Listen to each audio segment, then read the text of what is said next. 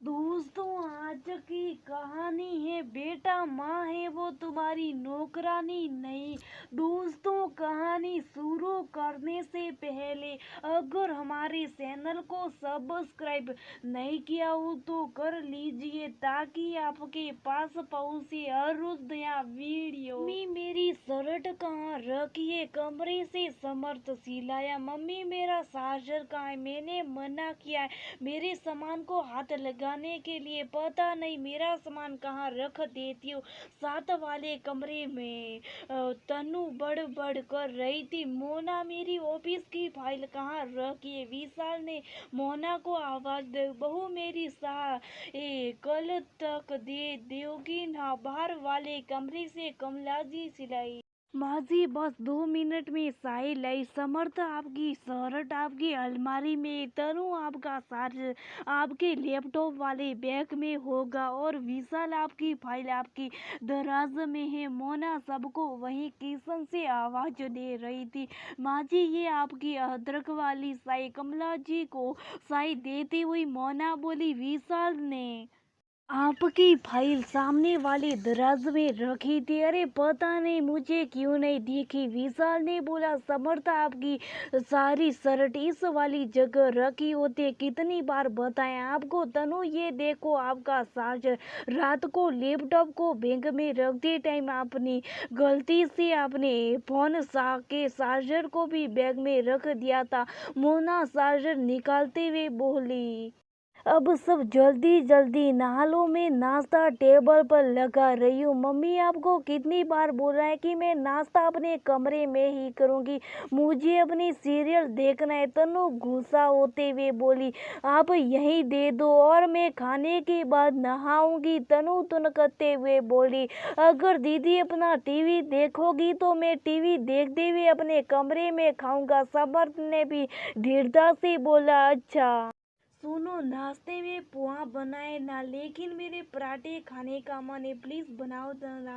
विशाल ने फोन में गेम खेलते हुए कहा। बहू, मेरे लिए भी थोड़ा सा दलिया बना दो, थोड़ा पेट ठीक नहीं है। सासू माँ ने भी झट से बोला। कुछ बोलते बोलते चुप रही क्योंकि वो नहीं चाहती थी कि इस लॉकडाउन के पीरियड में घर में कोई झगड़ा हो। मोना अकेले सुबह से शाम तक काम में पीसती रहती। पिछले 10 दिनों से लॉकडाउन की वजह से काम वाली भाई भी नहीं आ रही थी। कभी किसी की कोई फरमाइश और कभी किसी का कोई हुक्म। नाश्ता निपटाती, फिर ढेर सारे बर्तन धोती, साथ में मशीन में कपड़े धोने डालती, फिर घर को व्यवस्थित करती, झाड़ू पोछा लगाती तो लंच का टाइम हो जाता। कितनी बार होता कि वो खुद नाश्ता करना भूल जाती। सब लोग अपनी तरह से टाइम पास करने में लगे हुए थे। विशाल या तो टीवी पर न्यूज़ देखते या फोन पर लगे रहते। तनु की अपनी दुनिया। 2 बच्चे सोकर उठना, फिर वो फोन में लग जाती। माँ जी अपनी पसंद के सीरियल देखती या कोई भक्ति का चैनल। बस समर्थ था जो बीच बीच में आकर मोना की मदद करता, लेकिन फिर से अपने गेम के मोह में फंस जाता। सब लोग यहाँ आओ, बाबूजी जोर से चिल्लाए। बाबूजी कई दिनों से शुभ साफ ये नोट कर रहे थे। आज उनकी तरफ का बांध टूट ही गया। क्या हुआ बाबूजी? उनकी इतनी तेज आवाज सुनकर विशाल भागते हुए बाहर वाले कमरे में आए। जल्दी से अपनी माँ और बच्चे को भी यहाँ बुलाओ, बाबूजी हाफते हुए बोले। बहू, तुम भी इधर आओ। जी बाबूजी, थोड़ी घबराई हुई मोना बोली।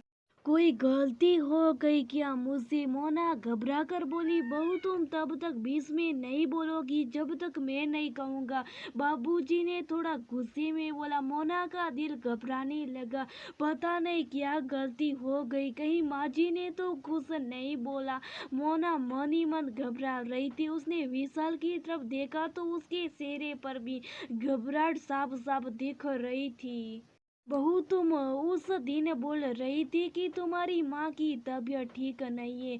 बाबूजी ने मोना की तरफ देखकर बोला, जी बाबूजी। मोना ने कहा, मैंने तुम्हारे लिए ही पास का इंतजाम कर दिया है। तुम अपनी माँ के पास जाओ और थोड़े दिन जब तक लॉकडाउन नहीं खुल जाता तुम वहीं रहना अपनी माँ के साथ। बाबूजी ने कठोरता से बोला, मुझसे कोई गलती हो गई बाबूजी। मोना लगभग रोते हुए बोली, गलती तुमसे नहीं हमसे हुई और मैं तुमसे हाथ जोड़कर माफी मांगता। बाबूजी ने हाथ जोड़ते हुए मोना को बोला। सभी लोग हैरान परेशान होकर एक दूसरे की तरफ देखने लगे। किसी को कुछ समझ नहीं आ रहा था अब क्या उल्टा सीधा बोले। कमला जी ने आगे बढ़कर बोला, तुम बिल्कुल चुप रहो। बाबूजी जोर से कमला जी पर चिल्लाए तो वो सहम गई।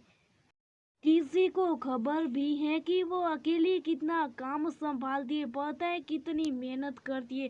ये सारा दिन तुम सब बिस्तर पर बैठे बैठे खाते हो। बहू ने खाया या नहीं कभी सोचा है किसी ने? विशाल, रोज तुम सुबह जाकर रात को आते हो लेकिन अभी 10 दिन से घर पर हो। कभी एक बार भी सोचा कि अपनी बीवी की मदद कर दूं? और तनु, तुम इतनी बड़ी हो गई हो बस बैठे बैठे हुक्म चलाती हो। माँ है वो तुम्हारी नौकरानी नहीं। तुम्हें देख देख कर समृद्ध भी अब ऐसा ही होने लगा है। बाबूजी गुस्से में बोलते जा रहे थे। और कमला, तुम तो घर की बड़ी हो ना, एक बार भी बहू की तरफ ध्यान नहीं दिया। हमें माफ कर दो। सब एक साथ बोले, माफी मुझसे नहीं बहू से मांगो। बाबूजी बोले। दोनों बच्चे भागकर मोना से चिपक गए। मम्मी हमें माफ कर दो, मुझे भी माफ कर दो मोना। विशाल ने मोना का हाथ पकड़कर बोला, मुझे भी माफ कर दो। कमला जी भी बोली, भागते रहते हम सब अपनी जिंदगी में, किसी के पास टाइम नहीं होता परिवार के साथ बैठने का। और अब हमें ये क्वालिटी टाइम मिले तो हम सब अपने अपने कमरों में बैठे। ये वक्त थोड़ा मुश्किल है लेकिन अनमोल है। हम एक परिवार है और हम सबको एक दूसरे की मदद करनी चाहिए। बाबूजी ने बोला, मैं एक वक्त का खाना बनाऊंगा। विशाल बोला, मैं पूरे घर की सफाई करूंगी। तनु बोली, सुबह के नाश्ते की जिम्मेदारी मेरी। माँ जी भी मुस्कुराकर बोली, शाम की चाय और सारे पौधे को पानी देने की जिम्मेदारी मेरी। बाबूजी ने बोला, और रात को सबके कमरे में पानी की बोतल रखने की जिम्मेदारी मेरी। समरत भी जल्दी से बोला, और अब रोज हम सब साथ में खाना खाएंगे। बाबूजी ने बोला, और साथ में गेम भी खेलेंगे। समर्थ ने खुश होते हुए कहा। मोना की आंखों से आंसू बह रहे थे। नाज था उसको अपने परिवार पर, और लॉकडाउन का इतना अच्छा असर होगा उसे परिवार पर उसने कभी नहीं सोचा था।